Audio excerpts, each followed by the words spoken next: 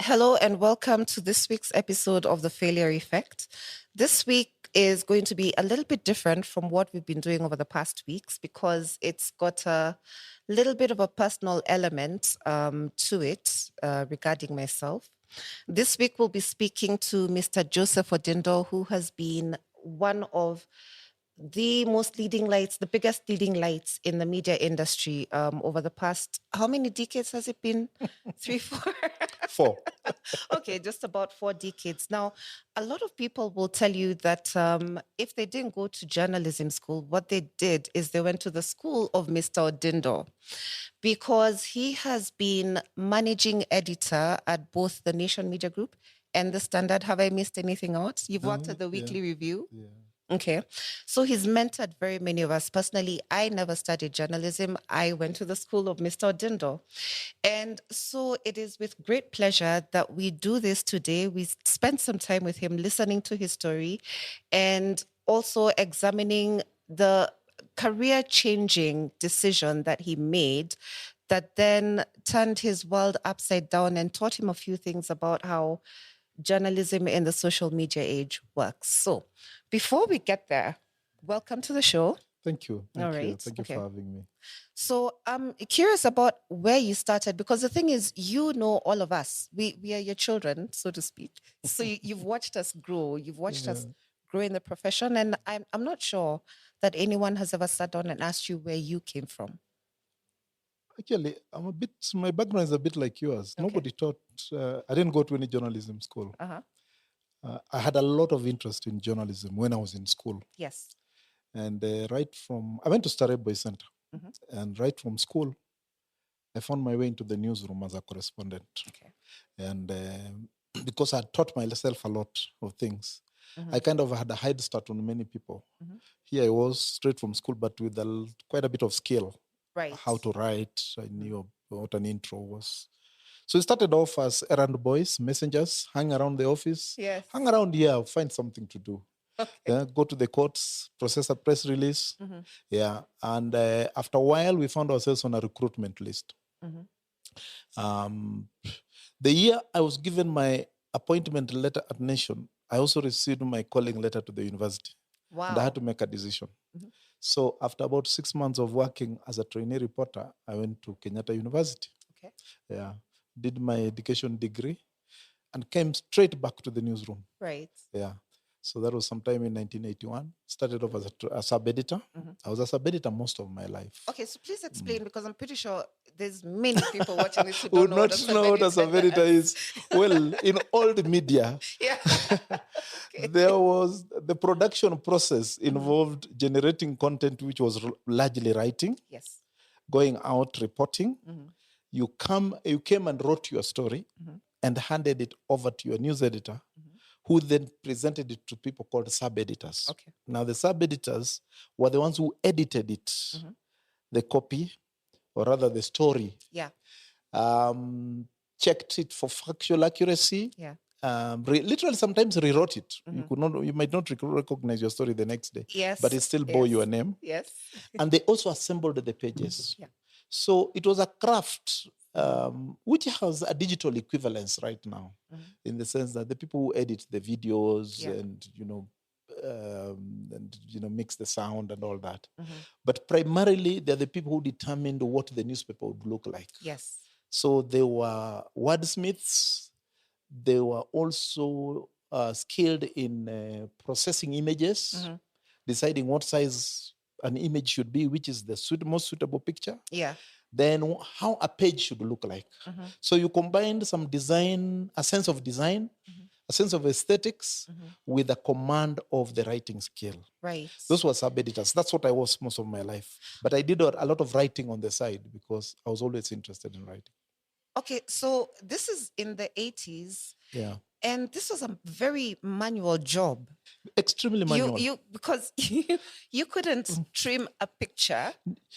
You couldn't change a paragraph, this cut and paste. Yes. You had to literally, actually, the phrase cut and paste comes from the manual process of cutting that paragraph. Yes. And pasting it with glue.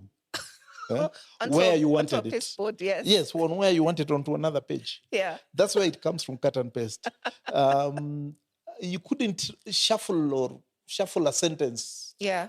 Or a word, simply swap and say, okay, it should come at the end of the. You sat down at a typewriter and rewrote it. Yes. Yeah. So if that person had written 12 pages, you ended up writing a new 12 pages. Yeah. Oh, my So it was a very manual job. Amazingly, the newspaper came out at exactly the same time it still comes out. And it still reached Namanga, Busia, Moyale at the same time. I don't know what happened to all the time which has been saved by computerization. We got lazier in the newsroom. Yeah. Okay, so how long did you sub-edit for? I was a sub-editor from 1981 when I came back from university to sometime in 89, 88. I became chief sub-editor of the Nation. How old are you at this time?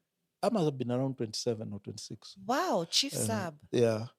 That's a very. I was quite young. In fact, for me, that was the time I went through my first debacle. Okay. Yeah, most people didn't know that. Okay. Because I got into trouble on something I had done which was wrong, but unintentionally. Okay. I was the chief, but I was doing a lot of the work myself after the team had gone. Yeah. Extremely tired at about 9 p.m. And I made a mistake on copy. Okay. Yeah. So it was bad because it concerned the principal shareholder. Yeah. Yeah. So I had to leave. Yeah. Eventually. Yeah. And it was abrupt. I was chief sub. I was young. And although at that age, you don't have a family, and so it's disappointing to you as a person. Yeah. But the burden of moving on is much easier. Yes. Yeah. Yeah. So I left and went to the Kenya Times. Okay. Yeah, which was just beginning. Yeah. Where we were a whole team of ex-nation people with a mission. Right. To show the nation that it could be done better. This so history just repeats itself everything you see now has happened before. Okay. All right. There are always some young idealistic people who are this, and they are really the forces of change. Yeah. When you think about it, yeah. Because they have passion, they have drive, they have a vision, and they are willing to sacrifice. Yeah. So there we were under Philip Ochieng, a whole gang, Amboka, Ndere, Magesha Ngwiri, Gray Fombe, and he was parading us on the front page as, what do you call it? He's calling us the A-team or something like that. And so basically selling the nation, finally, you met your match. We didn't know that within a year, most of us would be back there. Back at the nation. Yeah. Anyway, I stayed at the Times for close to a year. I was not happy with the internal politics. Okay. Yeah. I am a servant. Okay. Yeah. I want to be given work and I do it, and I do it well. Yeah. That was my training. That's my personality. That's my inclination. I don't have time to play politics. Yeah. To make friends, to carry favor with a certain boss, and that was the culture at the Kenya Times. People wanted to reach the Secretary General of KANU, which goes to the President Moi, and all this. Yes. So I opted out. Okay. And Hilary Ngweno, who the publisher of the Weekly Review at the time, was thinking of launching a human interest magazine. And so he asked me, look, come over and to try it out. Okay. So I left. Okay. And the birth of Echo magazine took rather long. It was a long gestation period. Yeah, I think I sat idle for more than a year and a half, just doing the groundwork, preparing. Right, he didn't have the money, he was not ready. But we finally launched it. Echo was supposed to be Kenya's answer to People magazine of the US. Okay. Yeah. In fact, Hillary had two ideas. He wanted to do Echo magazine, and he wanted to do something equivalent to the Reader's Digest. Right. He called it the African Digest. Okay. Yeah. So we said, let's do Echo first. Yeah. And I launched Echo, totally green, new to magazines, but I loved feature writing. Yeah. And that's where I learned product development. Okay. Yeah. I learned team building. It was he was very patient with me and gave us time and, allowed us to make mistakes. Okay. Yeah. And in those 2 years, he ran up huge bills. We trying out these, doing dummies, destroying them. Yeah. And I am eternally grateful because that's where I really cut my teeth. Okay. Yeah. So we launched Echo Magazine, Human Interest Monthly. Echo was a good product, but was ahead of its time. Okay. Yeah. And at the same time, the dynamics of the industry didn't favor it. Yeah. I did it for 2 years or so. And then I felt the need to go for further education. Okay. So I went off to Wales, did my master's in journalism, and then came back to launch the East African, now based on the experience that I had. With product development. Product development. Had you settled down at this time? Were you married? Did you have children? Yes. At the time, my firstborn, we had our firstborn. Okay. In fact, they stayed behind when I went to school, back to school. Now, the thing about going back to school, and this is a point I would like to make about this industry, is that it has never been able to reconcile, and they need to resolve this, to reconcile the formal requirement for a degree, academic credentials, with the fact that this is a business of doing. Yes. Yeah. It's a business of talent. And it is even in the digital era. It's about, do you have it or don't you have it? Yes. Yeah. And if you can do it and I can buy your product, should it matter that I don't have a degree? Yes. Yeah? That's the reality I came up against. Yeah. Okay. I could do a whole magazine. I could edit. I was chief sub of the nation. But everywhere I went, I was always reminded, you don't have a degree in journalism. But I was doing journalism. Yes. That's why I took a year off and went to Wales, did my master's, where I have to confess, I did not learn anything new in that class. I only collected my degree and came back. Okay. Anyway, I came back to launch the East African. The project was already moving. Yeah, and again, we worked with Jerry Lockran, and it was one of the most fulfilling things I've ever done in my life. Yes. Yeah, one of the most fulfilling. We worked for a year, or I think a year and a half or so. And then sometime in 1994, we launched the East African. Right. Yeah. And the rest is history. It's still going on. Yes. What that entailed, of course, was the nation was launching the first newspaper it had ever it had brought to the market since being born in 1960. It had not launched a new product. Oh, yes, because there's only The Nation. Yeah, The Nation and Taifa and Sunday Nation. Yeah. And that's what it has always been. So this was the first time they were actually doing a new product. Right. And we were all educating each other, but at the same time, they were also becoming entrepreneurs, if you like. Yes. It was a new experience to them. Yeah. The good thing about the East African is that the principal shareholder had his heart in it. Yeah. And he was also willing to give us room to try out things. Okay. Yeah, we worked with Jerry Lockran, traveled across East Africa, Kenya, Uganda, Tanzania. I was across East Africa for the first time. Yeah, this was going to be my market. This was going to be the source of my news.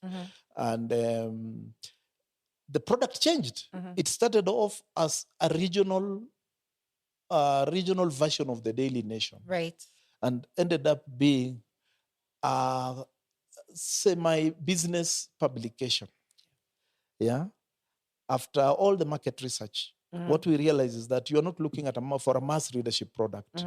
You are looking for a niche product. Yeah. Targeting a very specific segment in all the society, all the three nations. And then there was a lot of information which came to light during the research. Yeah. But the long and short of it was that it would be fed with content from the three countries. It would be assembled in Nairobi, and it would be taken back to those markets. Yes. Yeah. Yes. Now, communication when you're producing a media product. Speed, now you guys, with digital, it is instant. Yeah. And you put it out and the response is instant. Yeah. But you can imagine talking to people in Tanzania, discussing stories, the docket for the day, which you have sent through something called a fax machine. Oh my, yes, those fax and machine. it didn't come out from the other side. Yeah. So you're talking to them, they're waiting for it. The fax has not released the document. Oh my goodness. Technology was a huge challenge. Yeah. Because speed of communication was very important. Then reconciling the level of journalism in the three countries. But you know, media cannot be divorced from the political environment. True. So you are taking this product back to three different political environments. Yes, with distinct very challenges distinct in terms cultures. Of, yes, yeah. With distinct levels of tolerance. Yeah. And then you are also talking about reading cultures.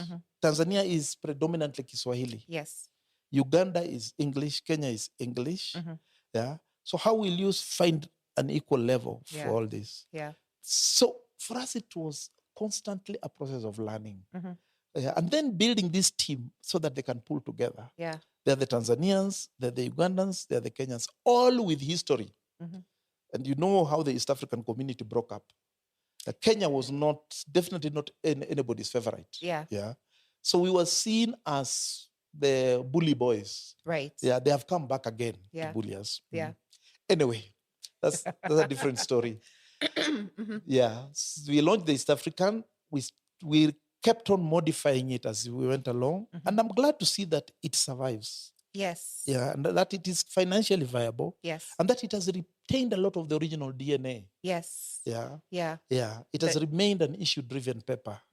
I only wish it could make this digital transition, you know? Yeah. Well.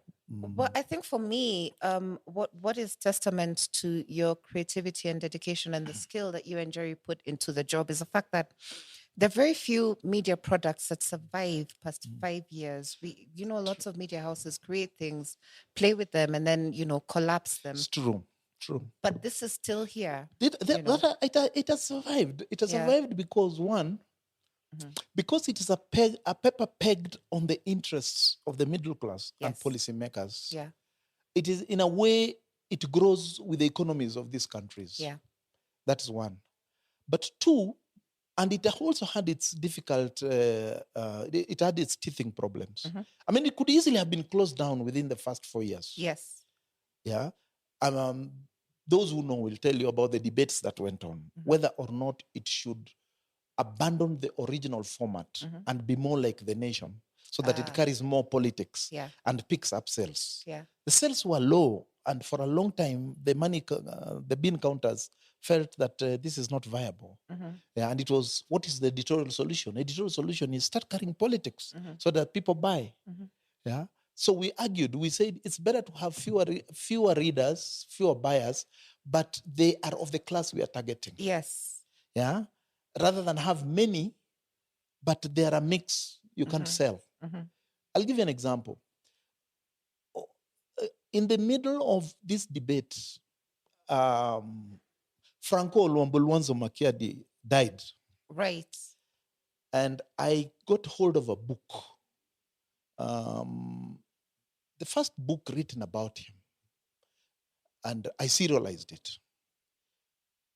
The sales just went through the roof. In fact, the paper was being photocopied and sold at Uhuru Park. Yeah. Well, he was a big musician, though. Yeah, we just didn't know. But you see, it is a very good example of high sales, wrong content. Yes. Yeah. High sales, wrong content. Yeah. And circulation was so excited. 43,000 copies. Wow. And still selling. But who bought the paper?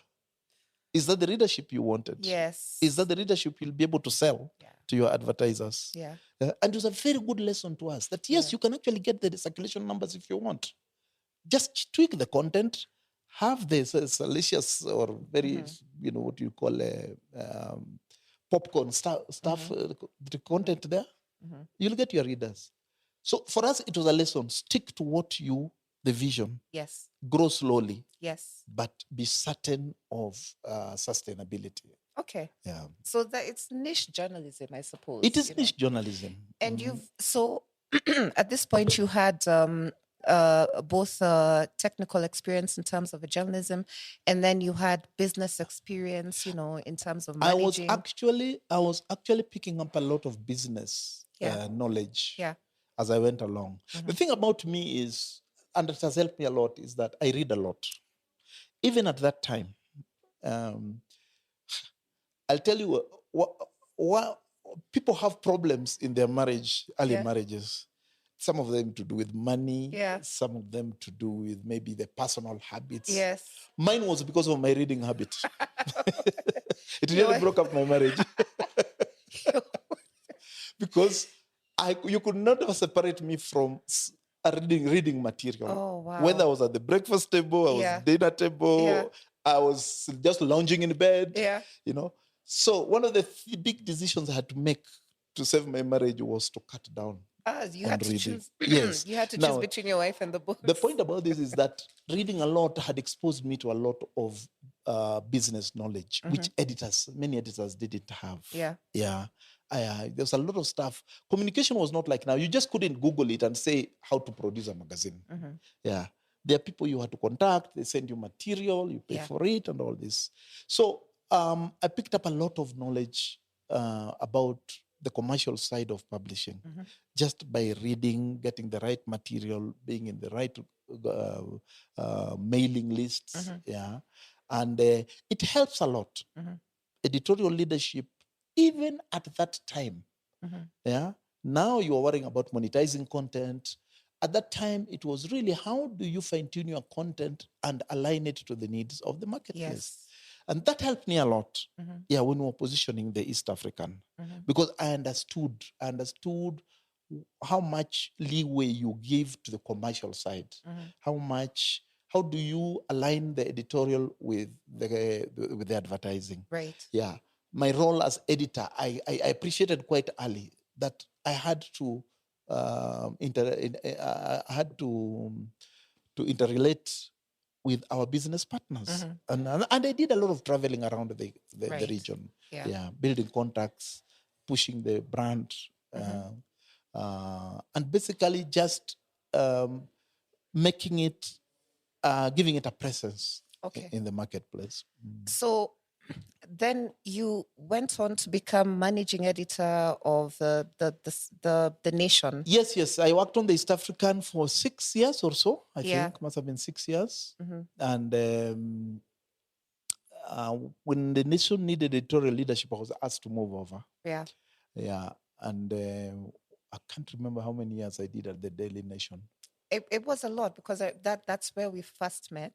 Yes, you came on the Saturday magazine. Yes, I did. And you were always like the one eye that we all needed to please. You were in charge of quality control. Like, you had a reputation for calling people at 5 a.m.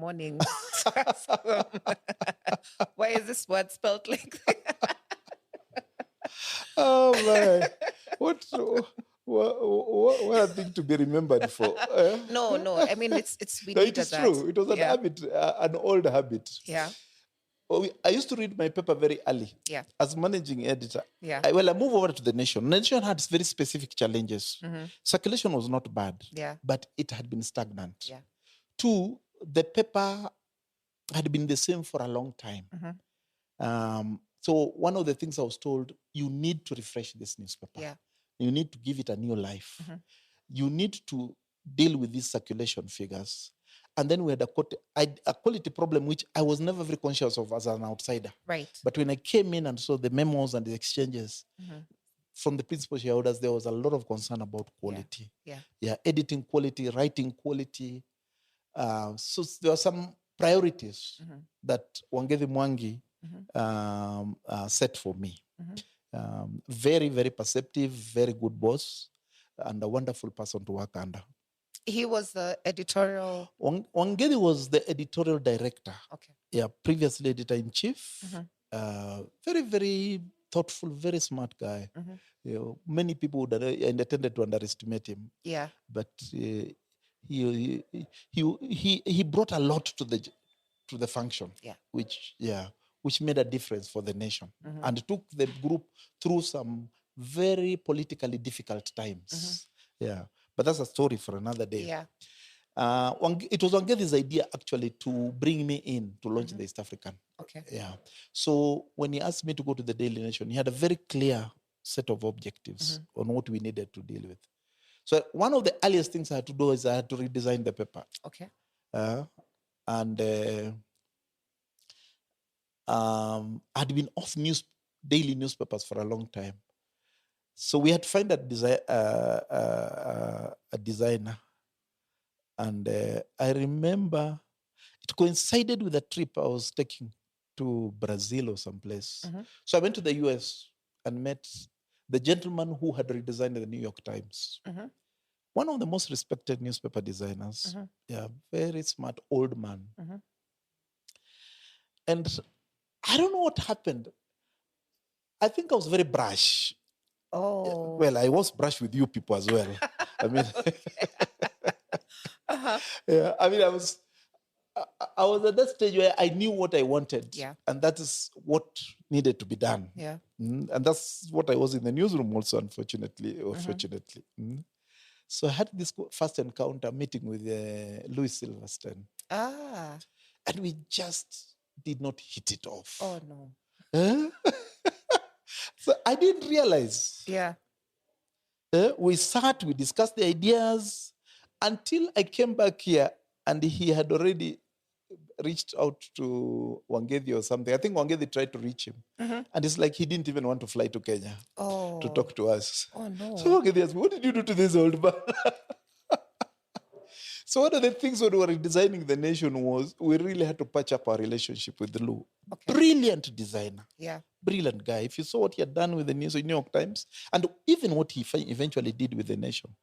So one of the things I had to do on the Daily Nation was to redesign the paper. And it also entailed rethinking the sections.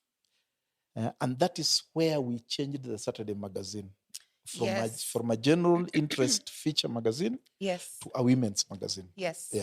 And I'm always, there's one thing that makes me very proud that it lives to this day. It was one of the first women's magazine on a daily newspaper. Yeah.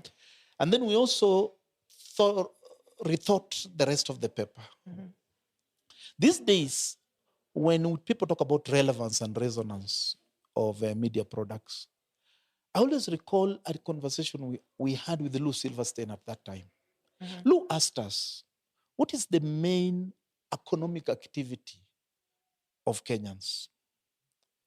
And we all said agriculture. Yeah. So he said, so why is there no agricultural content in this paper? Yes. And we couldn't answer. Yeah.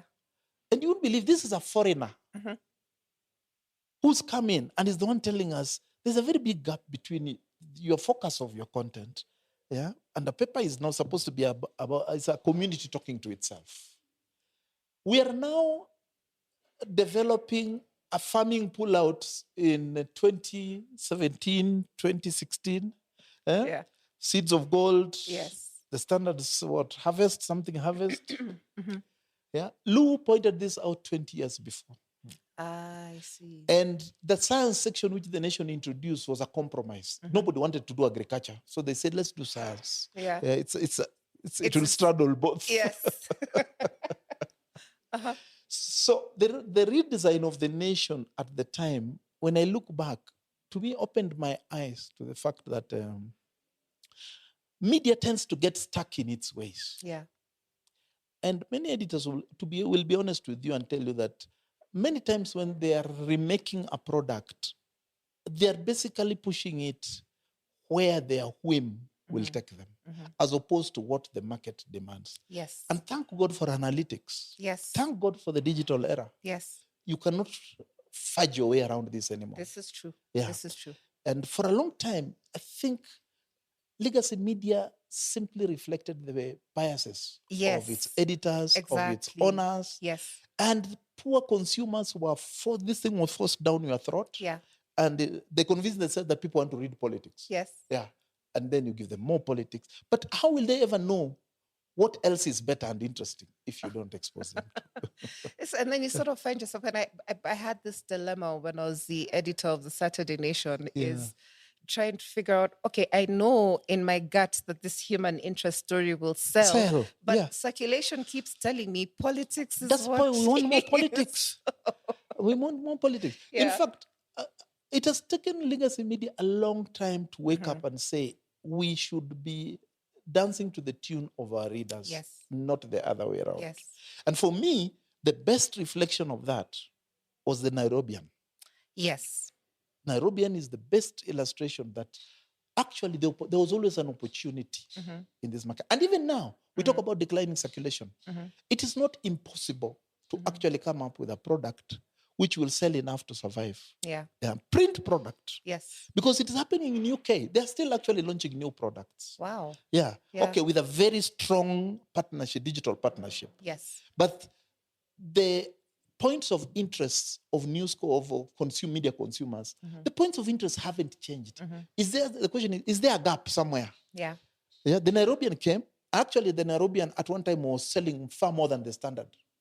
Far more. The Nairobian was selling 100,000 plus. The Standard was struggling at 70,000. Yeah. Why? Because they recognize that the world is not about the president, his deputy, MPs, MCAs, you call them out. People are talking about their daily lives out there. Yes. Yeah. Whose wife poured boiling water on whose husband? Yes. You know? Yeah. Salacious content.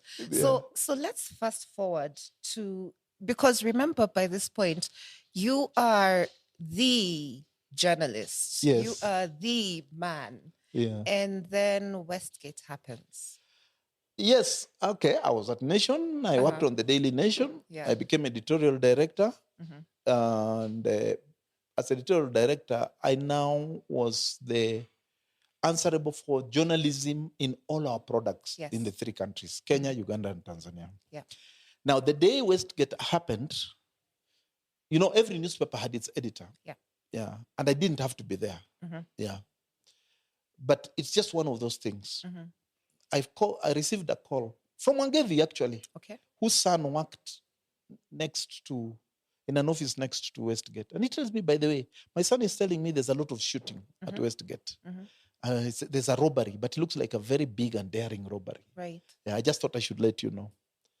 So, and then immediately I got a text from somebody in the security system who told me terrorist attack at Westgate. Right. Yeah. So I turned. I was on the Eastern Bypass going to Ruiru. I used to farm a lot those days. Okay. So I was on my way to Thika. So I turned back, went to the office to just join them as they handled the story. Right. Yeah. And as I said, there was a managing editor. There's a whole team. They know what to do. Yeah. Yeah. So my presence was not really necessary. So they had already planned their stories. So by the time I got there, content was coming in. Stories were coming in. Reporters were coming back. But the picture that was emerging was that this thing is much bigger than anybody ever thought. Yeah. Yeah. And so the question was, how do we treat it? How do we actually capture it? So they had done many of their inside pages, and we now needed to make a decision on the final picture. And I remember we were all there. There was Mutiga, Obino. Very smart guys who knew what they were doing. Yeah. Now, what many people don't realize is the impact that looking at raw content has on your judgment. There's a very big difference between what finally finds its way into the public domain, right, and what we sift through. Yes. The process of choosing, the process of throwing this aside, rewriting, We went through those pictures from Westgate, and they were horrifying. Pictures of husband and wife, who had died in each other's arms in the car park. Close-ups of people's heads. Horrible, horrifying images. Right. From this, we were to pick images which one would convey the horror, the brutality of what Kenyans had just gone through. But at the same time, would respect taste. Yeah. Yeah. Yeah, would not offend. Yeah. So the balance, but also would be dramatic enough. Yes. Now it's one of those things that eventually just boils down, becomes subjective. You know what the boundaries are.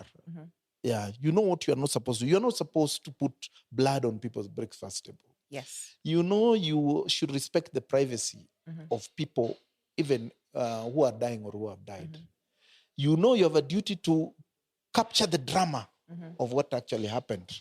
Your readers should get a sense of what was Westgate like. This was unprecedented. Yeah. So you can't capture it in words. Actually, it's better captured in pictures. So everybody made their choices.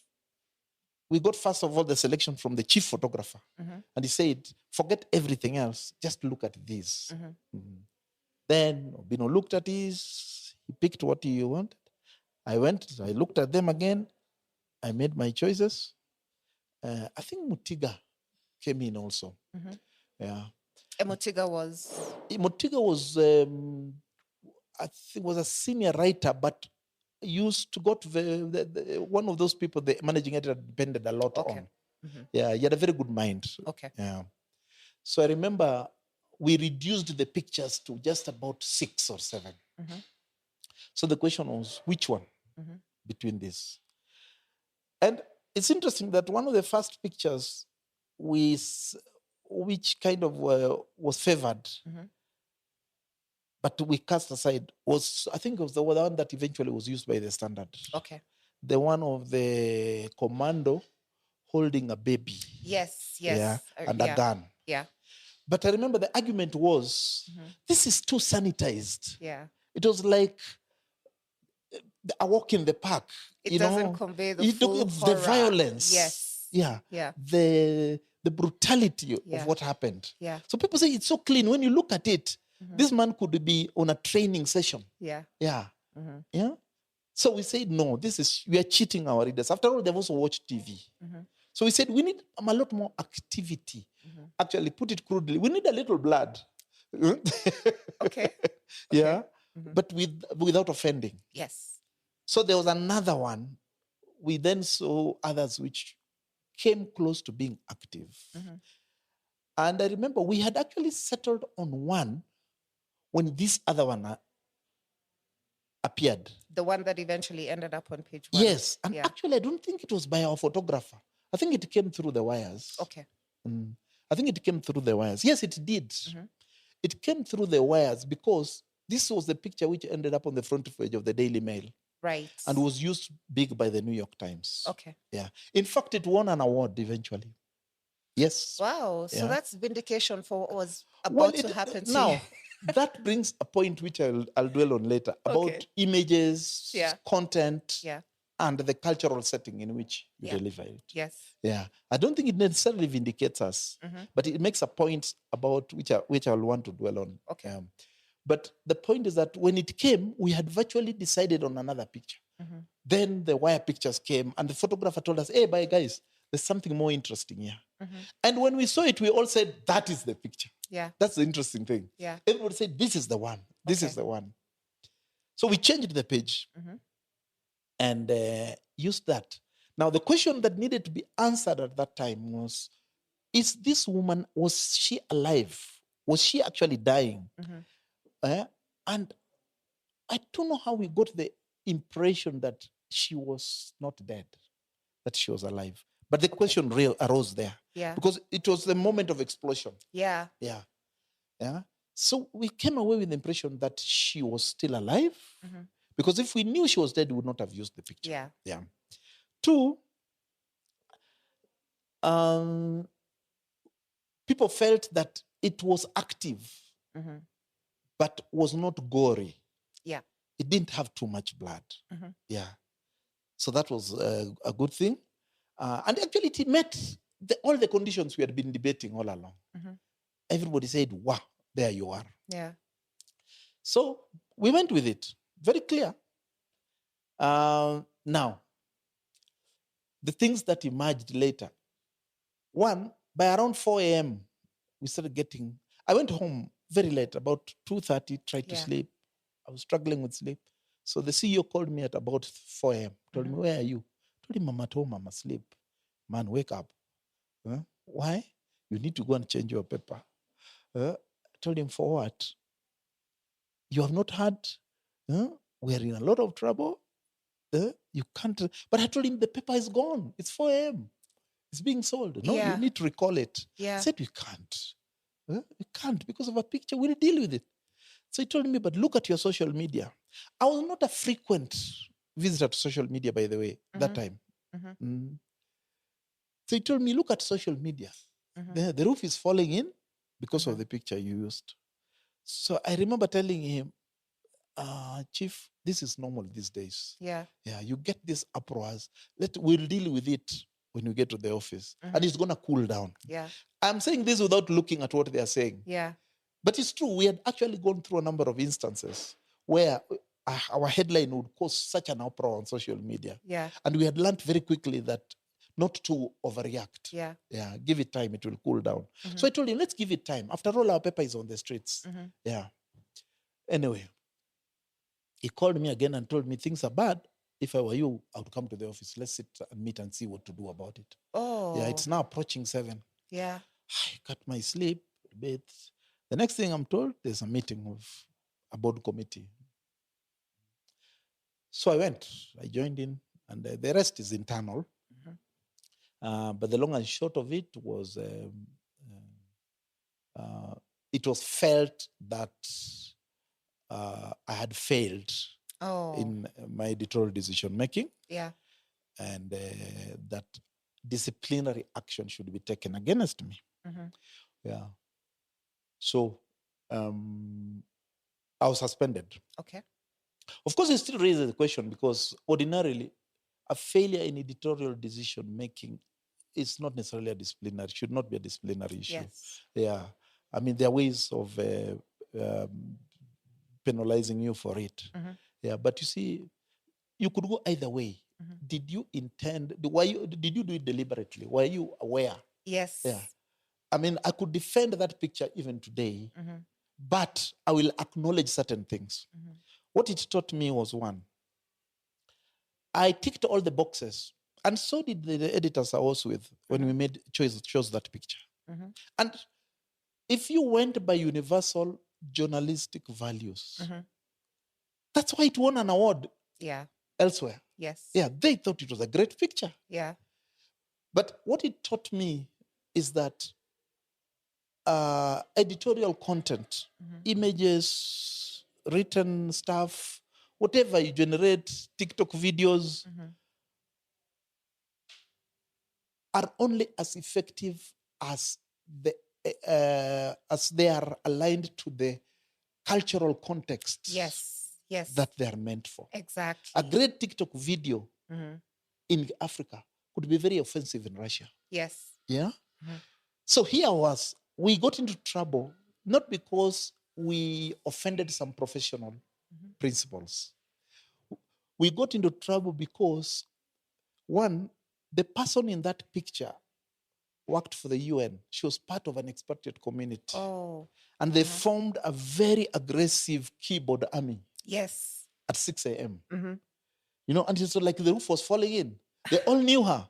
They all had access to, their keyboards, laptops. Yes. And they were, it's just, these Kenyans on Twitter, this sort of thing. You would think right. all Kenyans are angry with the New York Times. Yes. When people are even asking you, na hii New York Times ni mnyamagani? Yeah. Yeah. That was the effect we suffered that day. They were aggressive, and, they pushed action, decisions that, decisions I think were made to appease, right, rather than on the basis of whether or not. That was my view. Okay. Because I've seen it since. I call it the tyranny of social media. Yeah. I've seen it since. No less a paper than the New York Times, which has very clear guidelines, has hallowed institutions of governance, has found itself being manipulated by social media opinion. Yeah. Yeah, manipulated opinion. And I had to fire their op-ed editor for running commentaries which may have been offensive, but reflected a diversity of opinion, which is what media is supposed to do. Yes. Media should reflect a diversity of opinion. You should carry opinions you don't agree with. Yes. And I was horrified when the New York Times, caved in and fired an op-ed editor. Yeah. Not for writing the opinion, for actually deciding to publish it. To publish it, yes. Yeah. Yeah. But I'm deciding that it is happening all over. Right now, the same New York Times is going through, is it Washington Post? Going through a debate about the coverage of trans. Yes. Yeah. Of the trans community. Yeah. And at the heart of that debate is the same thing. Same thing. Do you only accommodate what you agree with? Yeah. Because the paper is being denounced for the way it covers trans. And some people are saying, if you disagree with the way we cover trans, does that amount to creating a hostile working environment? Yeah, we can argue about an editorial decision. Yeah. Yeah. Yeah. Yeah. And does that, if I cover trans in a particular way, just ask, have I covered it in a manner that is editorially acceptable? Yes. Rather than accuse me of being biased against trans. Yes. Yeah. I'll have my own opinion about the trans community. Yes. Yeah. But does that opinion, is it reflected in the story that I wrote? Yes. Yeah. Yeah. Anyway, the picture, in my view, we chose it on the basis of what we would have done, guided by our journalistic values. Two, think about the cultural context of the marketplace, of the people who are reading your material. That we did not at the time. And we couldn't have. No, we didn't know the background of that woman. Yeah. The reality is that we put out a picture of her at the moment of her death. Oh. To people who knew her very well, and they felt her privacy had been invaded. Quite rightly. Yes. If it was my father and you did that, I would have reacted exactly the same way. Yeah. Exactly the same way. Yeah. Wow. So did you feel, what was the impact of this? So you're suspended. There are obviously decisions that have been made around editorial values. How did you feel personally about this? It's so funny that I did not actually feel, I was so sure that they were making the wrong decision. Management was making the wrong decision. It didn't, funny, I was so much at peace with myself. Okay. Yeah. I sat down my family. I told them this is what has happened. I'm on suspension, but I know I'll be vindicated eventually. Yeah. And it was not, funny enough, I was not even in a panic. Okay. That I've lost my job, how am I going to feed myself? Yeah. Yeah. For some reason, deep down, I felt, no, I'm going to win this thing. Yes. Deep down. Yeah. I mean, I've had occasion to evaluate everything since then, from a professional point of view. And I've had this sort of discussions with other people. I mean, I teach at the Kakan University, and that picture is every class, every year. I really have to go and defend it. I didn't know it was such a landmark event in journalism. It was a defining moment for journalism in Kenya, because it all gave us pause. It gave all of us pause for thought. Yeah. And especially those of us who've had the opportunity to choose the page one images and, write the page one headlines. Be careful, do not end up like Odindo again. No, I mean, so you did teach us about the importance of context. Yes. When you're choosing these images and words. Yes. I think you asked about the impact. I think the impact for many people at the time was, one, suspending the editorial director had a chilling effect on the newsroom. Yes. And I don't know whether they realized the impact it had. But they really shook the confidence of the media team. Some of us, people have different leadership style. I may be wrong, but I see myself as an inspirational leader. Yeah. Yeah. I just don't manage a team. I have a very special relationship with my team. And I like being friends with the people I work with. And so they respect you professionally, but they also trust you as a brother. Right. And here you are, you represent everything they aspire to. And suddenly they're being told that's rubbish. Yeah. I think that really shook the confidence of the team. Yeah. Two, and this you are taught in management, that employee loyalty is often based a lot on how they see other workers treated. Yes. Yeah. So if, for instance, I don't know what example to cite, people tend to judge their value to the employer by the way they see the employer is treating somebody else. And in management, we're always told, be careful how you handle one person because it sends signals to everybody else. Yes. Yeah. So I think that for the journalists for whom work is more than just a job. Yeah. It's a calling. Yeah. Yeah. I mean, that's one place, the Nation Newsroom is one of places I know that if something happened of national significance, people just arrived in the newsroom. Then you didn't have to call them. Yeah. They were just there. Yeah. They hear that there's been this disaster. Someone has just left, interrupts their leave, and they say, I'm here. What can I do? Yeah. So work is more than just a transaction. It is a calling. It's something people do as a way of life. Now, for people like that, when they feel that their efforts are repudiated and they're even penalized when they had tried their best and they did something in good faith, it has a very deep impact. Yeah. Now, the long and short of that incident was a higher body sat down and said, this is an editorial matter. It cannot be disciplinary. Yeah. And I simply went back to work. Okay. Yeah. But as I say, for me, I never even looked at it at the time as failure. Yeah. Until I started getting involved in a lot of this kind of conversations. Right. I mean, I would go to panels and forums, and I didn't know that is one of the things, the reason they had invited me. Okay. Yeah. Just to debate. So it's a point of study. Yeah. Yeah. So I reflected on it. Yeah, and I reflected on it and said, one, it's good to have some very clear basis on which you make editorial decisions. Yes. And the Nation is very strong on that. It has institutions. There's a very deeply ingrained culture of professionalism. A lot of things are not written, but everybody people share the same values. That's a good thing about the Nation. Yeah. Two, there's a very good defined relationship between the business managers and editorial. And I have to say, my ECU at the time, Linus Gitai, he tried his best to handle that thing. He was a very sensitive, but very conscientious leader. Very conscientious leader. Yeah, he did the best in that situation. Just that it's not something that involved him as a one person.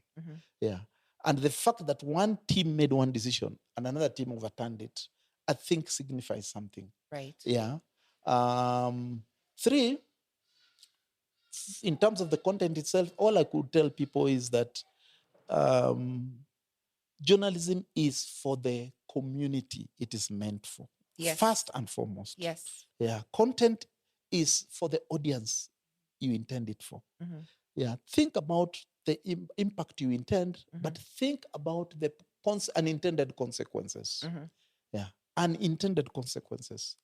And that's a whole area of I think of journalism, the decision making in journalism, content selection, which many of us picked up skills on, but you are not sat down and told this is the A, this is the B. Of course, there are editorial policies, but a lot of things you just have to go through. You read remarks from a politician about this community which is uncircumcised, Yeah. But you react on the basis of this is not right. Yeah, it's not something you can rationalize. Yeah. But you just say, yeah, I couldn't stand in a marketplace and say this. Yeah. Yeah. Now, and especially in the era of digital media, I think what that incident to me would illustrate is think about the social impact and even political of what you are putting out. It's not just the entertainment you want to provide. Yeah. But what are the likely negative consequences? Of this. So my final question, if you could go back in time, would you make that decision exactly like you did? No, if I knew that that woman was part of a community at the UN, Yeah. which I didn't know, Yes. that she has she has a network of friends and relatives, which again I should have taken into account. Right. Because if she died at Westgate, then she must have friends and relatives. Yes. Yeah. Yeah. And we should have applied the same rule that we would apply to, an African mzee who has been run over by a car on Jogo Road. Yeah. Would you show his face? No? We should have applied the same principle. I think in our rush, in our deadline rush, we looked more at the picture as editorial content, right, rather than as fodder for discussion the next day. Yeah. I would, if I had to choose pictures again, I would not choose it for one reason, that using it is an invasion of the privacy of certain people. Yeah. But I think it is the same thing that if the same picture was about an incident in New York, I would feel less restraint at using it, because the victim would be unknown to people. Exactly. Here. For the same reasons that famine victims here are put on the front page of the New York Times. Yeah. Because you are just the other, as it were. It's a disparate image. Yeah. You are not known. Yeah. You just represent something. You represent suffering. Yeah. You present hopelessness. Yes. And that's what they want to convey. Yeah. Yeah. Okay. Yeah. Wow, I feel like I've just been to journalism school. I'm about to run off and open my own newspaper now. It's been so much knowledge and wisdom. Thank God you don't have to open a newspaper. They are long gone. They belong to history. Well, this is true. Well, so I just want to say thank you very much for gracing us with your time, with your wisdom, with your knowledge, with your insights. Yeah. And we certainly hope to see all of you next week for another episode of The Failure Effect. Thank you. Thank you. Thank you for having me. Okay.